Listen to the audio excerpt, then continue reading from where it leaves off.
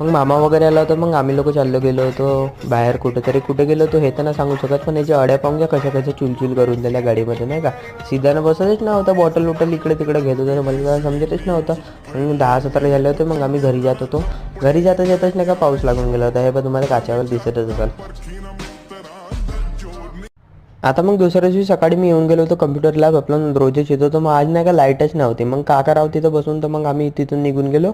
माझ्या घरी येऊन गेलो, कार्तिकची गाडी माझ्या घरी ठेवून होती. मग तिथून गाडी घेतली आणि मग वापस त्या मूर्तिकारच्या घरी चाललो गेलो, कारण आणि शूट नाही करू शकत. मग वापस दुकान येऊन दुकान वगैरे खोललं, टी शर्ट चेंज केली आणि मग इथे येऊन नाही का दुकान वगैरे साफ करायला चालू करून दिलं होतं.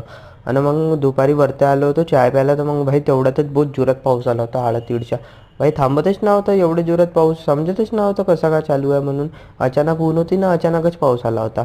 मग ह्या सायकलच्या दुकानात आम्ही का करत आहोत चला तुम्हाला मी उद्याच्या ब्लॉगमध्ये सांगतो. तोपर्यंत तुम्ही लाईक शेअर फॉलो करून घ्या.